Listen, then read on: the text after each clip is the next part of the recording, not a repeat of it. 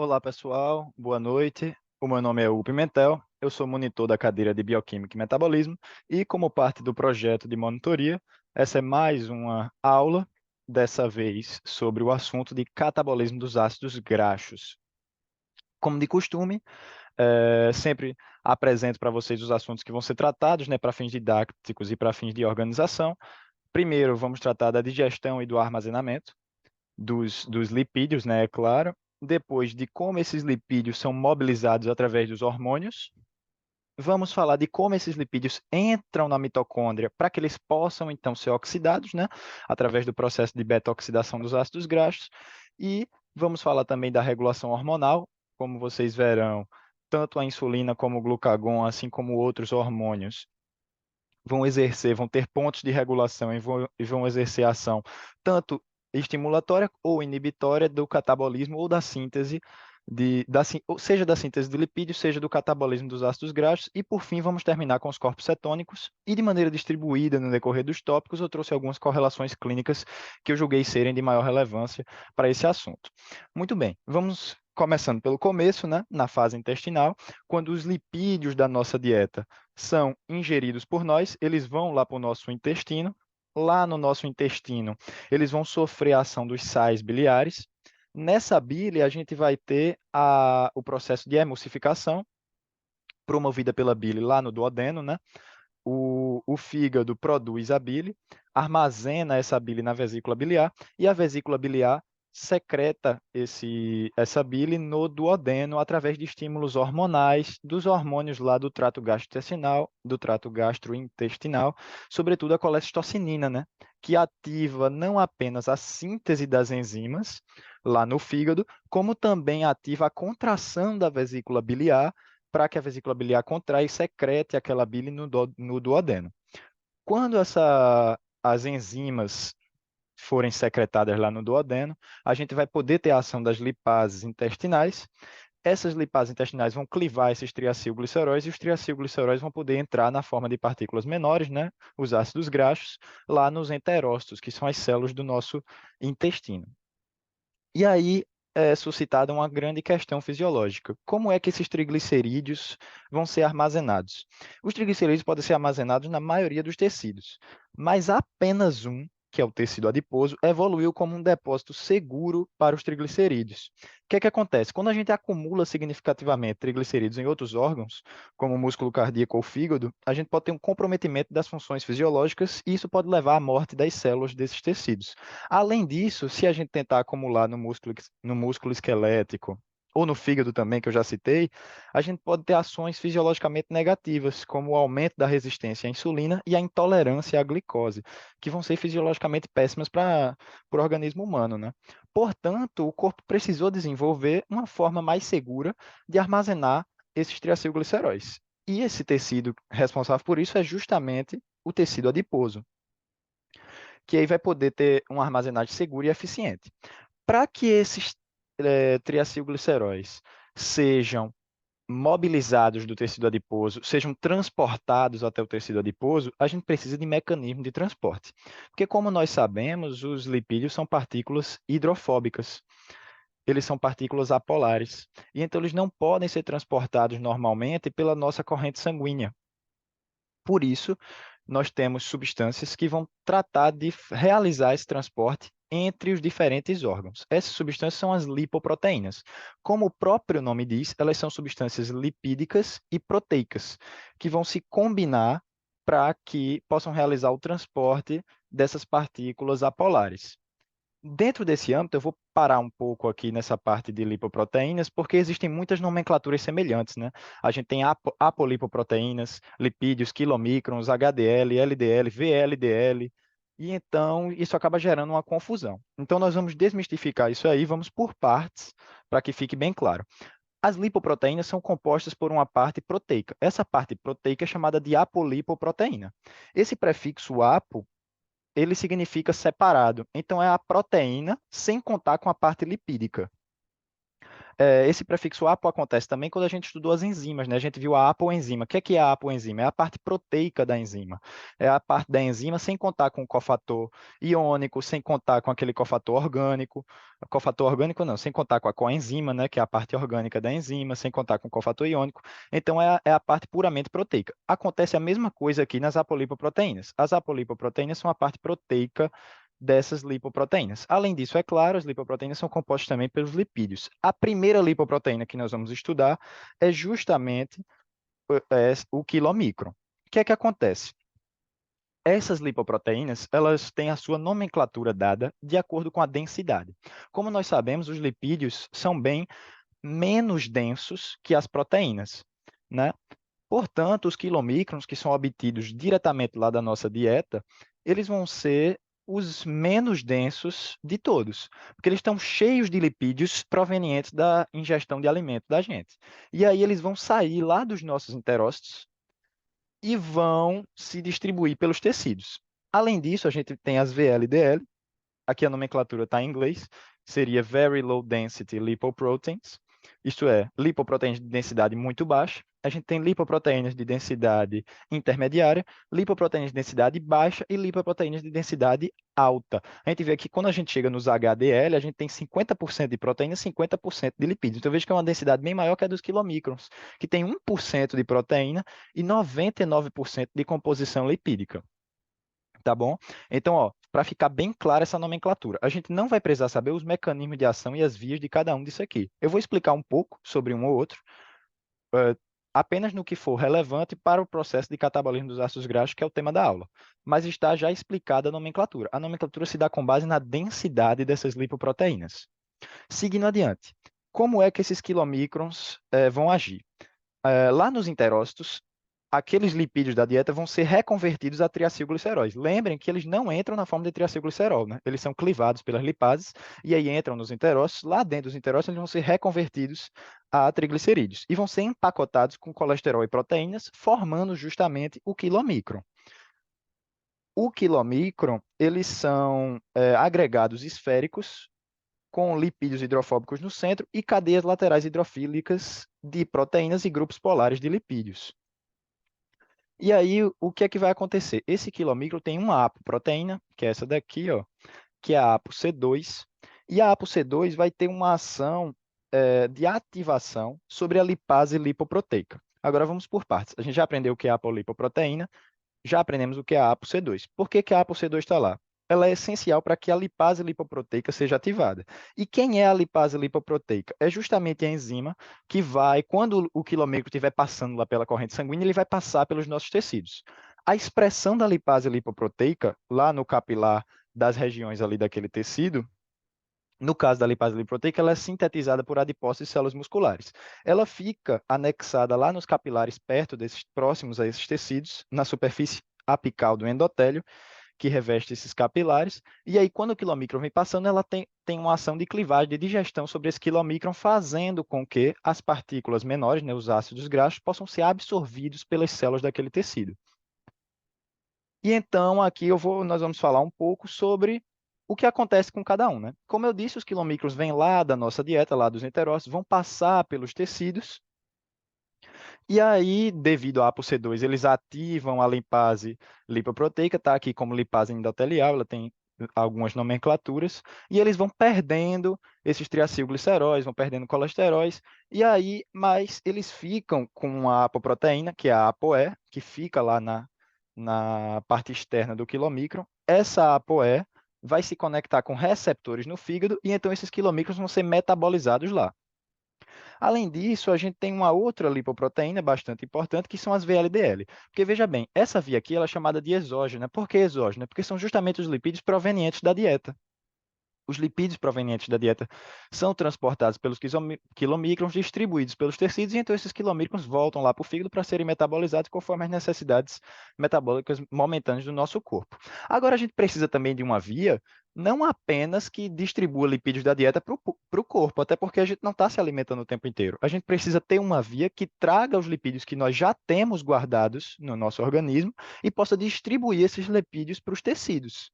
E aí, essa via é justamente feita pelas VLDL, pelas lipoproteínas de densidade muito baixa. Quando é que elas vão ser secretadas? Quando a nossa dieta vai conter mais ácidos graxos do que o necessário como combustível, o fígado vai converter esses ácidos graxos em triacilgliceróis, eles vão ser empacotados com as apolipoproteínas e vão ser secretados para que sejam ou distribuídos para os tecidos ou armazenados lá nos adipócitos. À medida que essas VLDL vão passando pelo nossos tecidos, elas vão perdendo triacilgliceróis, vão perdendo lipídios, vão distribuindo lipídios, seja para armazenagem dos adipócitos, seja para uso nos miócitos, seja para uso nos outros tecidos. E aí elas vão se tornando cada vez mais densas, tá bom? Não vou falar sobre as vias de sinalização aqui, porque não convém a essa aula. A gente tem de focar aqui no catabolismo dos ácidos graxos e por isso esses mecanismos de transporte das lipoproteínas foram explicados. Então, agora vamos seguir adiante. Aqui a gente tem uma imagem muito boa lá do Leninger, que resume tudo, né? Aqui os sais biliares emulsificando os lipídios, formando micelas. As micelas facilitam as ações da lipases. Esses lipídios entram nos enterócitos, vão ser transportados pelos quilomicrons. A lipase lipoproteica cliva, digere esses quilomicrons. Esses ácidos graxos, perdão, vão poder entrar nos tecidos, seja para armazenamento, seja para metabolização, né? Seja para fazer a beta-oxidação. E agora nós começamos aqui a parte interessante, que é a mobilização hormonal. A gente vai ver mais para frente, quando for explicada a regulação do catabolismo dos ácidos graxos, que vários hormônios vão influir nisso aqui, né? Nessa mobilização, nas enzimas relacionadas à síntese, nas enzimas relacionadas à degradação. Por enquanto, vamos ficar aqui apenas com o glucagon. O glucagon se liga lá no receptor. O receptor do glucagon ele é acoplado à proteína G estimulatória, ou GS, que ativa a cascata de sinalização da enzima adenililciclase. A enzima adenililciclase, como nós sabemos, converte o ATP em AMP cíclico e o AMP cíclico vai ativar a PKA. O que é que a PKA vai fazer? A PKA, primeiramente, fosforila um conjunto de proteínas que fica na superfície das gotículas lipídicas. Essas proteínas são chamadas de perilipinas. E as perilipinas restringem o acesso aos lipídios. Por que que essas perilipinas existem? Veja que os nossos lipídios eles são um combustível extremamente precioso. Como nós vamos ver, eles têm um rendimento energético muito alto. Então, por mais que muitas vezes nós queiramos perder gordura, perder lipídios, não ter mais reserva lipídica, isso não é fisiologicamente interessante para o nosso corpo em termos evolutivos, porque o nosso organismo é mais seguro, é melhor para a nossa sobrevivência que nós tenhamos uma certa reserva energética.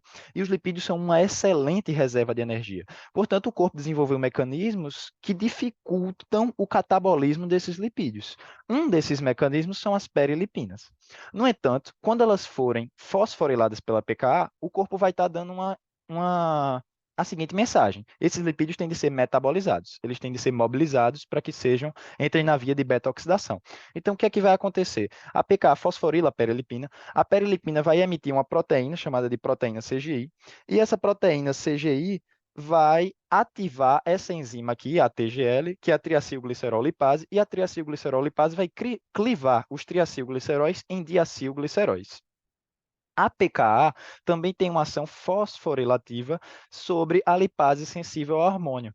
A lipase sensível ao hormônio, por sua vez, vai clivar os diacilgliceróis em monoacilgliceróis. E os monoacilgliceróis, por sua vez, vão ser clivados pela monoacilglicerol lipase. Tá certo? Então, a gente tem três enzimas aqui agindo para quebrar os triacilgliceróis e transformá-los em ácidos graxos e glicerol. Esses ácidos graxos, obviamente, que eles não vão direto para a corrente sanguínea serem transportados sozinhos, né? Irem sozinhos pela corrente sanguínea, não. Eles precisam de uma proteína de transporte. Essa proteína é justamente a albumina. A albumina realiza esse transporte pelo sangue e, à medida que há tecidos que apresentam necessidade desse combustível energético, elas são passadas através de transportadores de ácidos graxos para dentro da célula. E aí, lá dentro da célula, a gente vai ter a via de beta-oxidação para a produção de energia. E aí, como eu já expliquei, essa clivagem aqui dos monoacilgliceróis vai liberar ácidos graxos e glicerol. E esse glicerol, ele é uma partícula interessante, o glicerol 3-fosfato, porque ele pode seguir diferentes vias metabólicas. O glicerol, ele pode seguir tanto a glicólise ou a gliconeogênese. Quando a gente tem a gliconeogênese a partir do glicerol, a gente chama de gliceroneogênese. É essencialmente uma parte da via que se dá a partir do glicerol 3-fosfato. Ele pode também seguir a via da glicólise. A via da glicólise vai nesse sentido aqui para cima, né, em direção ao piruvato.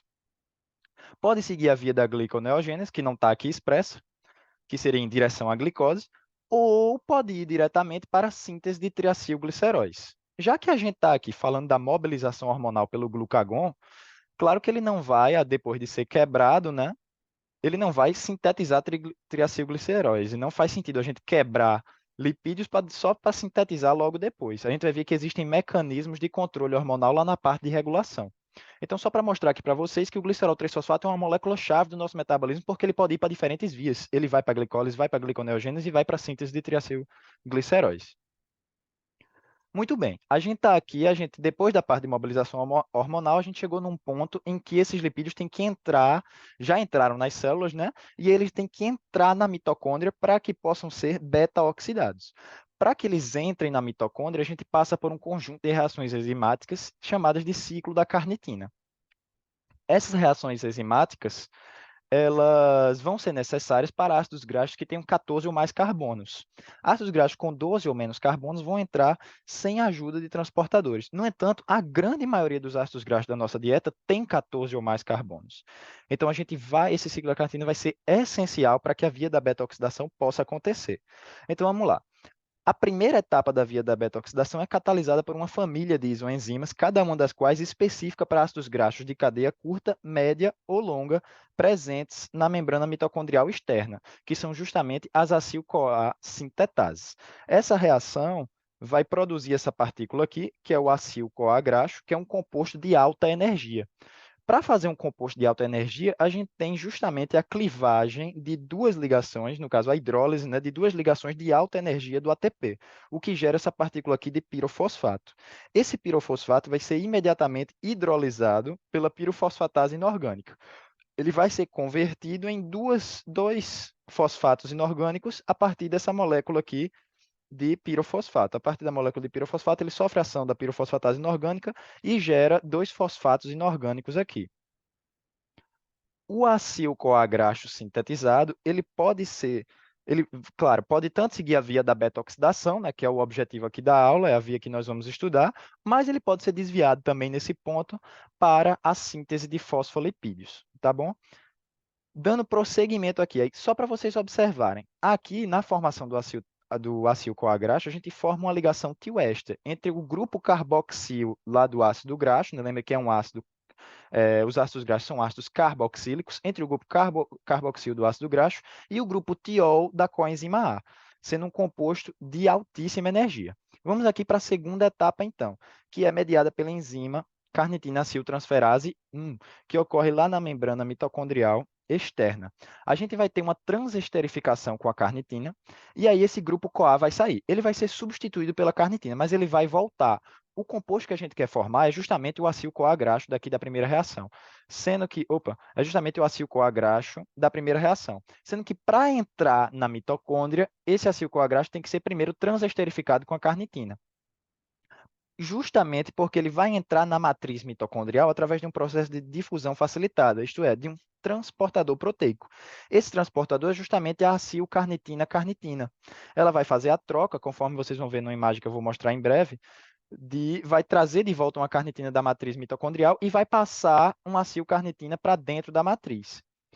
E aí, lá dentro da matriz mitocondrial, a gente vai ter a regeneração do acil-CoA graxo pela carnitina aciltransferase 2. A liberação do acil-CoA graxo vai ser feita dentro da matriz e da carnitina também dentro da matriz, sendo que a carnitina vai voltar pelo transportador para poder reiniciar o ciclo. Aqui essa imagem é bem clara. Ó. Aqui a gente tem a carnitina aciltransferase 1, a gente vai transesterificar o acil-CoA graxo, vai perder temporariamente o grupo CoA, né? Ele vai passar pelo transportador, vai recuperar o grupo CoA e se livrar do grupo carnitina. A carnitina, por sua vez, volta pelo transportador, enquanto o acil-CoA graxo vai seguir dentro da matriz mitocondrial para a via de beta-oxidação, tá certo? E aí eu trouxe aqui uma correlação clínica interessante, que é a suplementação com L-carnitina. A carnitina é um composto produzido naturalmente, basicamente a partir de dois aminoácidos, metionina e lisina. E ela fica estocada lá nos tecidos justamente para ter essa função de mediar a entrada dos ácidos graxos na mitocôndria. A ideia da suplementação com carnitina são duas grandes ideias, né? Primeiramente, garantir a ocorrência do processo de imobilização dos lipídios e poupar estoques de glicogênio muscular, o que iria melhorar a performance atlética do indivíduo, né? Seja na musculação, seja nos esportes aeróbicos.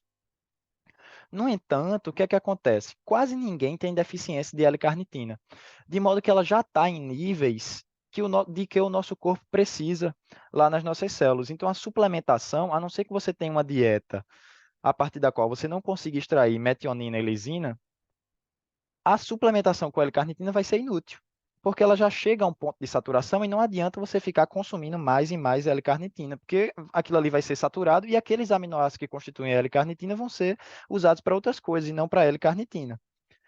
De modo que o fato de quase ninguém ter a deficiência de L-carnitina desfavorece a necessidade de suplementação. Ela é, no entanto, um suplemento muito bom para quem não ingere certos alimentos proteicos, né? Quem faz essas dietas veganas, vegetarianas, que são péssimas para o nosso metabolismo, às vezes acaba precisando suplementar uma série de coisas, inclusive a carnitina. Agora vamos lá para a via de oxidação dos ácidos graxos. A beta-oxidação tem 4 reações principais. A gente vai estudar cada uma das reações e em seguida, nós vamos ver algumas reações complementares para ácidos graxos diferentes. Por exemplo, ácidos graxos que têm saturação, ácidos graxos que têm quantidade ímpar de carbonos, eles vão ter algumas particularidades. Mas, essencialmente, a via de oxidação dos ácidos graxos tem 4 reações. Vocês vão precisar saber todos os substratos, todas as enzimas, é claro, né? E aqui está uma imagem para situar vocês no processo. A beta-oxidação de ácido graxo depois gera acetil-CoA e esse acetil-CoA vai entrar no ciclo do ácido cítrico. Então, veja que também, no caso da oxidação de ácidos graxos, a oxidação é apenas uma etapa. A gente continua tendo 3 etapas para poder ser gerado o ATP, assim como quando a gente parte dos carboidratos. Aqui a gente teria, no lugar da beta-oxidação, a gente teria a glicólise. Essa glicólise ia gerar piruvato, o piruvato ia entrar na piruvato desidrogenase, formar acetil-CoA, e o acetil-CoA ia entrar no ciclo do ácido cítrico e depois ir para a cadeia respiratória. Então, veja que essas etapas, o ciclo de Krebs e a cadeia respiratória com fosforilação oxidativa, continuam acontecendo. A diferença é que a beta-oxidação vai ter um rendimento energético muito maior. Agora, vamos estudar aqui cada uma das reações. Primeiramente, a primeira reação vai ser uma reação de desidrogenação. Vai produzir uma ligação dupla entre os carbonos alfa e beta, gerando esse composto trans-enoil-CoA.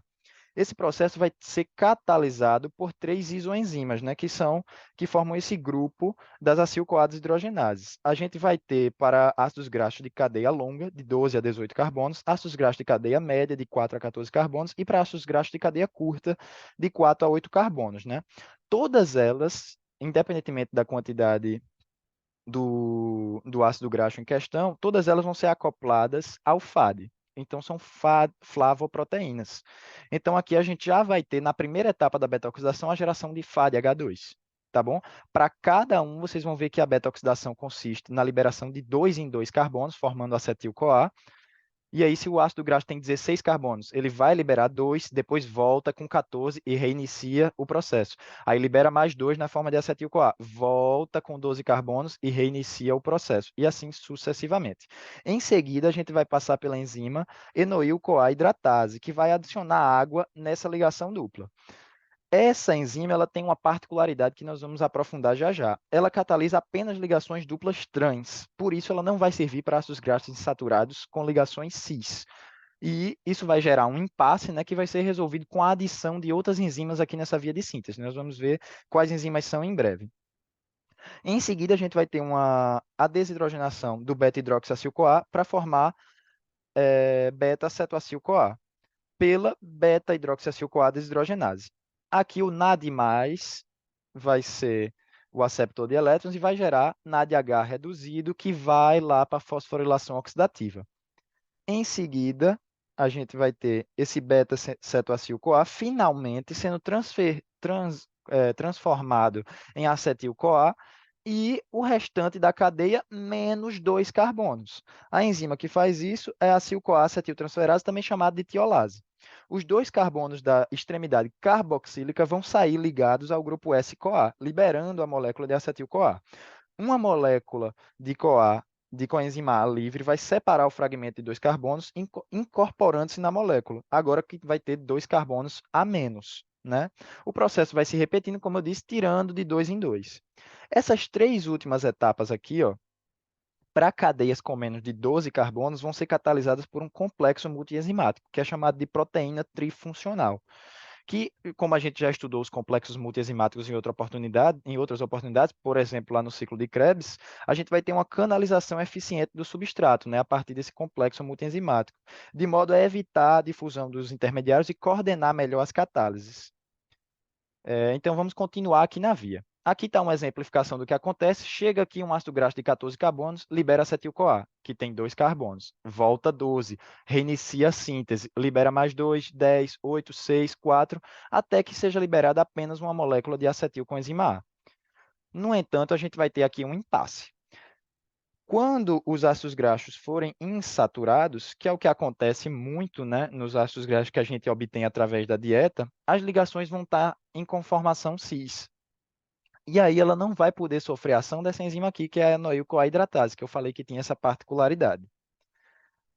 Já que elas não vão poder sofrer a ação da enoil-CoA hidratase, duas enzimas auxiliares vão ser necessárias para a gente seguir a via. A primeira enzima auxiliar é a enoil-CoA isomerase. O que é que vai acontecer? Quando chegar a vez da ligação dupla, lá na via de beta-oxidação, ela vai isomerizar o composto para o correspondente trans. Então, ela vai fazer uma ação de isomerização. Estava na conformação cis, a enzima age, passa para a conformação trans. Lembrando que ela vai agir simplesmente quando chegar a ligação dupla. Então, está aqui um composto gigante. A ligação dupla está lá para trás na cadeia. A via de beta-oxidação vai acontecendo normalmente. Essa enzima só vai agir quando chegar a vez do composto que tiver a ligação em conformação cis. E aí ela age para isomerizar. Quando o composto for poliinsaturado, a gente vai precisar dessas duas enzimas aqui agindo em combinação, tanto a enoil-CoA isomerase quanto a dienoil-CoA redutase. A ação das duas vai permitir a entrada do ácido graxo na via normal de beta-oxidação. Essa dienoil-CoA redutase, ela vai agir após a isomerase, que age sob a primeira insaturação, para que as ligações fiquem todas na conformação cis, com o detalhe de que, a partir da ação da dienoil-CoA redutase, o NADPH vai ser oxidado a NAD+.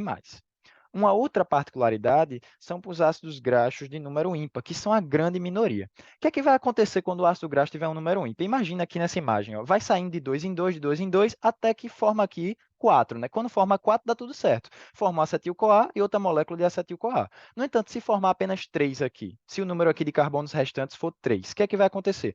O ácido graxo vai seguir normalmente pela via normal. Ele vai ser liberado, vai liberando acetil-CoA até que sobrem apenas 3 carbonos. Quando sobrar 3 carbonos, o composto vai ser chamado de propinoil-CoA. E aí o propinoil-CoA, ele vai, diferentemente do acetil-CoA, ele é incapaz de entrar no ciclo de Krebs. Então ele tem de ser convertido a um composto que é capaz de fazê-lo. Tá entendendo? Então, justamente, ele vai sofrer reações enzimáticas para ser convertido em succinil-CoA, que é um composto conhecido nosso lá do ciclo de Krebs, é um intermediário-chave do nosso metabolismo, que entra facilmente lá no ciclo do ácido cítrico.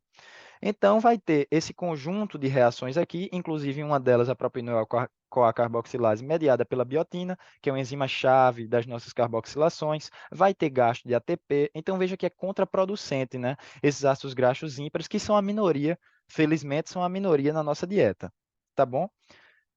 Então, veja que os nomes das enzimas aqui, para facilitar que vocês decorem, né, são sempre o nome do substrato e a ação dela. Propinoil-CoA, propinoil-CoA carboxilase, vai realizar uma carboxilação. Aqui a gente vai ter metilmalonil-CoA, vai ter uma epimerização, portanto o nome da enzima é metilmalonil-CoA epimerase, que é justamente o nome do substrato, mais a ação. E aí a gente tem, por fim, a metilmalonil-CoA mutase, transformando L-metilmalonil-CoA em succinil-CoA, que é capaz de entrar lá no ciclo de Krebs. Agora vamos ver como a beta-oxidação é extremamente produtiva, né? Tem um rendimento energético alto para o nosso corpo. Cada ciclo de beta-oxidação vai gerar uma molécula de FADH2 e uma de NADH. E aí, por causa disso, os ácidos graxos, eles são uma fonte eficiente de armazenamento de energia mais do que os carboidratos, porque para cada carbono a gente vai obter mais ATPs a partir dos ácidos graxos. A gente tem aqui acetil-CoA desidrogenase. Isso aqui é um exemplo de quantidade de carreadores de elétrons reduzidos formados a partir do propinoil-CoA e o número de ATP formado a partir do palmitoil-CoA, perdão, que é um ácido graxo de 16 carbonos.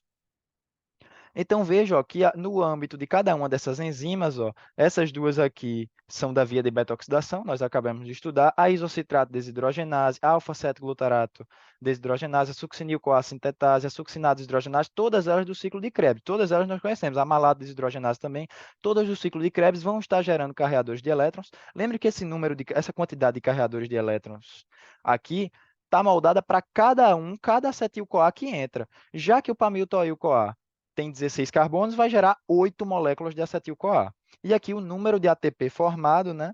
Esses cálculos de número de ATP a partir dos carreadores de elétrons estão partindo do pressuposto de que a gente tem um rendimento de 1,5 ATP para cada FADH2 e 2,5 ATP para cada NADH, que é uma base de cálculo bem fidedigna, digamos assim, que aí vocês vão ver melhor lá na parte de cadeia transportadora de elétrons. Agora vamos aqui para a parte que é de longe a mais interessante de todas, que é a regulação da beta-oxidação pelos hormônios. O que é que acontece? Eu dividi aqui, para ficar mais fácil a compreensão, eu dividi em duas formas. Primeiro, a gente vai ver como é que os hormônios, como é que o nosso metabolismo vai se comportar num estado de elevado suprimento energético e como é que o nosso metabolismo vai se comportar numa situação de baixa de suprimento energético, para que fique bem claro. Ó, o que é que vai acontecer quando a gente tiver, por exemplo, um acúmulo de carboidratos, um acúmulo de suprimento energético?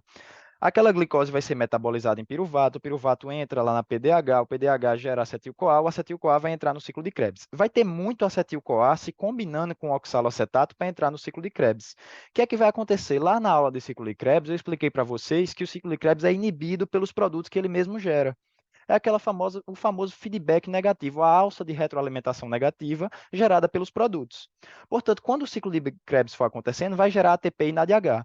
Uma quantidade muito grande de ATP e NADH vai fazer a seguinte sinalização: ó, a gente já está com um suprimento energético bom, não precisa mais ficar degradando a acetilcoenzima A.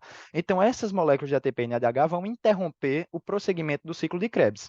E aí, vai começar a acumular citrato, né? Porque o acetil-CoA se combinou com o oxaloacetato para formar citrato. Então, a gente tem lá dentro da mitocôndria um acúmulo de citrato intramitocondrial.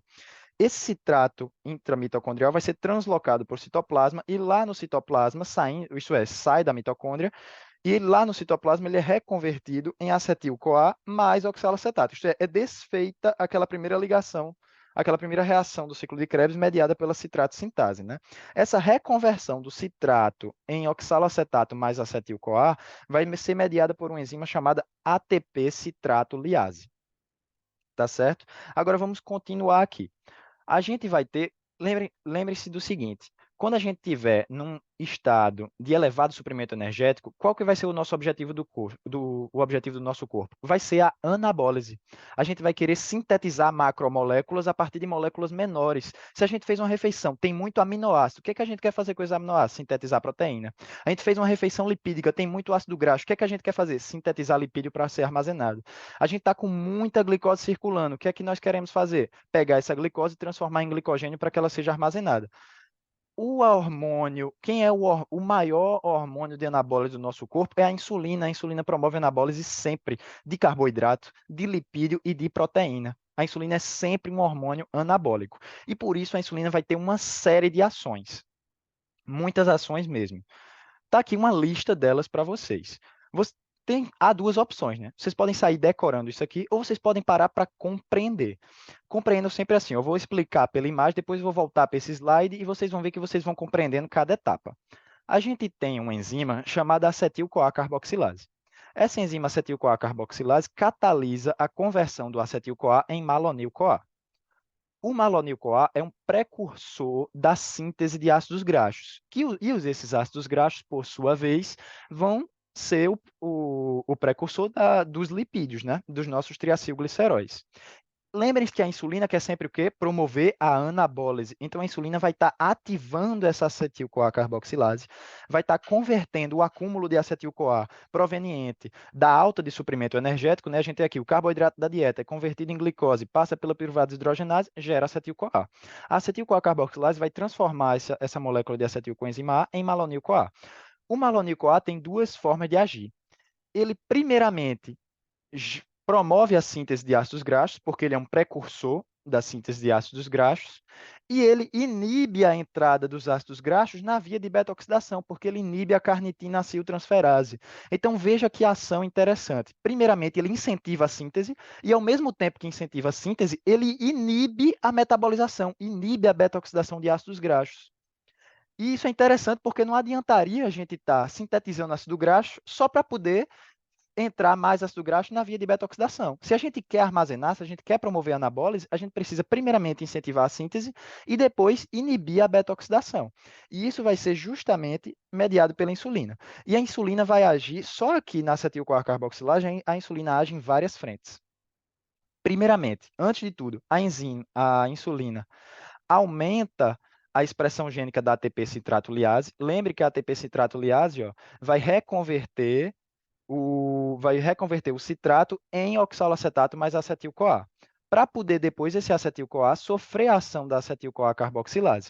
Para isso, a insulina age aumentando a expressão gênica da ACC. Então, a gente vai ter mais acetil-CoA carboxilase trabalhando aqui para transformar acetil-CoA em malonil-CoA. Além disso, a gente vai ter a desfosforilação da ACC quando ela estiver inativada pelo glucagon. A gente vai ver isso aqui já já, tá certo? O glucagon, ele inativa a acetil-CoA carboxilase, porque o glucagon vai agir em contraste com a insulina, né? Então, a insulina desfaz a inativação do glucagon. A acetil-CoA carboxilase, ela, quando está desfosforilada, ela está ativa. Então, a insulina promove a desfosforilação. Além disso, a enzima vai ativar o complexo do ácido graxo, a insulina, quer dizer, vai ativar o complexo ácido graxo sintase, que é esse complexo que está aqui, não está explicitado na imagem, mas é esse complexo que vai sintetizar ácido graxo a partir do malonil-CoA. Opa! A gente vai ter a inibição indireta da beta-oxidação pela inibição do malonil-CoA sobre a carnitina aciltransferase 1, e a gente vai ter a inibição da lipase sensível ao hormônio. Claro, se a insulina quer anabolizar, então ela tem que inibir as enzimas que fazem a quebra, né? Como eu disse, não adiantaria sintetizar triglicerídeo para chegar lá a lipase sensível ao hormônio e desfazer o que a insulina acabou de fazer. Não é metabolicamente produtivo, é contraproducente, ia gerar um ciclo bioquímico fútil. Portanto, a insulina age em todas essas frentes para que isso aconteça. O glucagon vai fazer o contrário. Como a gente já viu, a via de sinalização do glucagon é mediada pela alta do AMP cíclico, ativa a PKA, ativa a MPK, que é bem parecida, né? Uma outra proteína quinase ativada pelo AMP cíclico, que vai fosforilar a ACC, inativando-a. Quando a ACC estiver inativada, ela não vai mais converter a acetil-CoA em malonil-CoA. E aí a gente vai ter a síntese de ácidos graxos interrompida. Então, veja bem, a insulina é uma enzima que vai contra a beta-oxidação dos ácidos graxos. Quem quer beta-oxidar o ácido graxo é o glucagon, é a adrenalina. A gente vai ver melhor esses outros hormônios já já. Mas são os hormônios que querem pegar as macromoléculas e quebrá-las em moléculas menores para poder sintetizar, para poder produzir energia. O glucagon é a favor da metabolização desses lipídios. Então, ele inativa a acetil-CoA carboxilase. Vamos dar prosseguimento aqui, ó. Eu expliquei o que acontece num estado de alto suprimento energético. Agora vamos para um estado de baixo suprimento energético. Já que eu não consegui nenhuma imagem tão boa quanto essa imagem aqui, essa imagem está sensacional, né? Integra várias vias aqui, mediadas pela insulina. Eu não consegui achar imagem para as ações hormonais em um estado de baixo suprimento energético. Então, eu fiz aqui esse esquema. Realmente são muitas setas, parece complicado, mas nem é. Vamos lá. Ó. A gente está em baixo suprimento energético, então a gente tem uma baixa dos níveis de glicose no sangue. Isso vai ser detectado lá no nosso pâncreas e o pâncreas vai liberar glucagon. Esse glucagon, a gente já viu, né? Ele tem uma via de sinalização que aumenta o AMP cíclico intracelular. Isso ativa a PKA e fosforila a ACC, conforme eu já expliquei. Essa fosforilação da ACC vai bloquear a síntese de ácidos graxos a partir de acetil-CoA, né? Tá muito claro aqui, né? A ACC estando inativa, a gente não vai converter acetil-CoA em malonil-CoA, a síntese de ácidos graxos vai estar bloqueada. Isso vai gerar uma baixa concentração de malonil-CoA, o que, por sua vez, aumenta a beta-oxidação. Veja que o malonil-CoA inibe a entrada do ácido graxo na mitocôndria. Sem o malonil-CoA, esse ácido graxo vai mais facilmente entrar na mitocôndria para ser beta-oxidado, que é o que vai acontecer aqui em razão do glucagon. Além disso, o glucagon incentiva o quê? A glicogenólise, que é a quebra do glicogênio em glicose, e ativa a gliconeogênese. Então, a gente vai ter, além disso, conforme a gente já viu lá no início, o glucagon ativa a mobilização de ácidos graxos lá no tecido adiposo. E a gente tem um outro hormônio que também faz isso, que é a adrenalina ou noradrenalina, lá nos receptores beta-3, que tem, como vocês já sabem, né, já devem saber, tem a mesma via de sinalização do receptor do glucagon, que é acoplado à proteína GS. Então, tanto lá nos adipócitos, a gente vai ter mais receptor beta-3, mas vai ter tanto beta-3 como beta-2, porque a via de transdução de sinal é a mesma, é acoplada à proteína G estimulatória, que vai aumentar os níveis de AMP5 intracelular. O que, por sua vez, com mais mobilização de ácido graxo do tecido adiposo, a gente aumenta os níveis de beta-oxidação. Então, está aqui explicado esquematicamente o que é que vai acontecer num estado de baixo suprimento energético, mediado sobretudo pelo glucagon, pela adrenalina. Vai ter outros hormônios que vão também aumentar, vão ser hiperglicemiantes, mas não convém aqui ao caso, como o GH, o cortisol, mas não convém aqui o caso, não convém aqui a aula falar desses outros hormônios. Vamos agora para a parte final da aula, que são os corpos cetônicos, né? A gente viu que o acetil-CoA tem algumas possibilidades de destino, né? Eles podem tanto entrar no ciclo do ácido cítrico, como também podem sofrer conversão a corpos cetônicos lá no fígado para que sejam exportados a outros tecidos. Esses são os corpos cetônicos aqui que o nosso corpo produz: a acetona, o acetato e o D-beta-hidroxibutirato. Cada um deles vai ser transportado pelo sangue a tecidos extrahepáticos. Eles são produzidos lá no fígado. Nesses tecidos extrahepáticos, eles vão caminhar pela corrente sanguínea e nesses tecidos extrahepáticos, eles vão ser convertidos a acetilcoenzima A e vão ser oxidados lá no ciclo do ácido cítrico e posteriormente na cadeia transportadora de elétrons, gerando energia para o músculo esquelético, para o músculo esquelético cardíaco, para o córtex renal. E aí eles têm uma particularidade. Eu já vou explicar a via de síntese e uso como os combustíveis, mas antes quero falar dessa particularidade tem uma série de correlações, aplicações clínicas relacionadas a isso. Quando o cérebro, a gente sabe que ele prefere glicose como combustível. No entanto, nem sempre a gente tem essa disponibilidade de carboidratos. Quando a gente não tiver glicose, ou quando essa glicose não estiver conseguindo ser metabolizada, não estiver conseguindo ser utilizada como substrato energético, o, esses corpos cetônicos podem ser usados pelo nosso cérebro como fonte energética, porque eles têm a particularidade de conseguirem atravessar a barreira hematoencefálica, tá bom? Vamos aqui para a via de síntese dos corpos cetônicos. Primeiramente, temos aqui duas moléculas de acetil-CoA. A gente, elas são combinadas, né, condensadas, uma condensação enzimática promovida pela tiolase. Se vocês repararem bem, isso aqui é mais ou menos o inverso da última etapa da beta-oxidação, né? Depois vocês voltam aí e comparam. Isso vai formar acetoacetil-CoA, vai sofrer ação da HMG-CoA sintase, né? E vai formar beta-hidroxi, beta-metilglutaril-CoA. Resumidamente, HMG-CoA é como ele é conhecido, né? É uma partícula muito importante do nosso organismo, porque ele vai participar da via de síntese do colesterol, que ele vai gerar mevalonato, né, que é um precursor do colesterol. Portanto, e o mevalonato, essa síntese de mevalonato a partir da HMG-CoA redutase, que não faz parte dessa via, tá certo? Estou dando uma correlação clínica extra. O HMG-CoA, ele é convertido em mevalonato pela HMG-CoA redutase. E a HMG-CoA redutase, que não está aqui nessa via, eu repito, ela é inibida por uma classe de medicamentos muito famosa, que são as estatinas.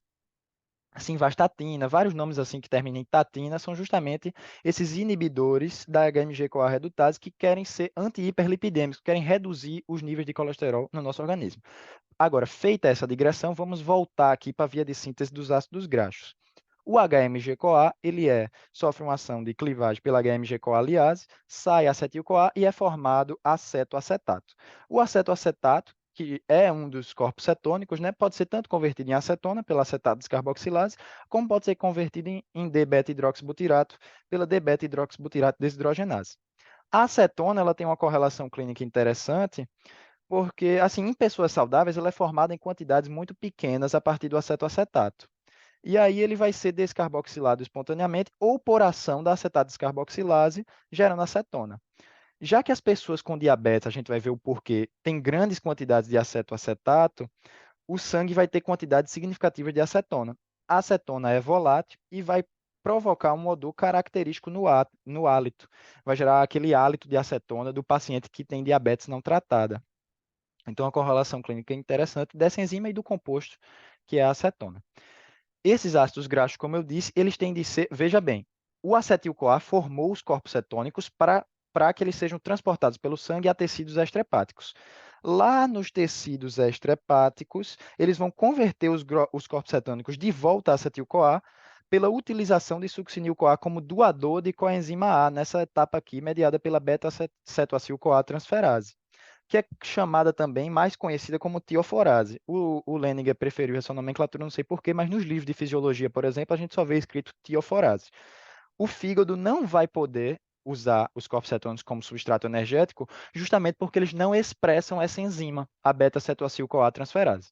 Então, veja que o beta-deidroxibutirado é reconvertido em acetoacetato, o acetoacetato sofre a ação dessa enzima, forma acetoacetil-CoA, por ação da tiolase, são geradas novamente duas moléculas de acetil-CoA que podem ser usadas como combustíveis para os tecidos extrahepáticos, tá bom?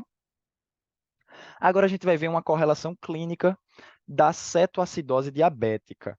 Não apenas da cetoacidose diabética nos casos de diabetes não tratada, mas também num caso, por exemplo, de jejum muito prolongado. Claro que na cetoacidose isso tudo vai ser na cetoacidose diabética, né, isso tudo vai ser muito maximizado.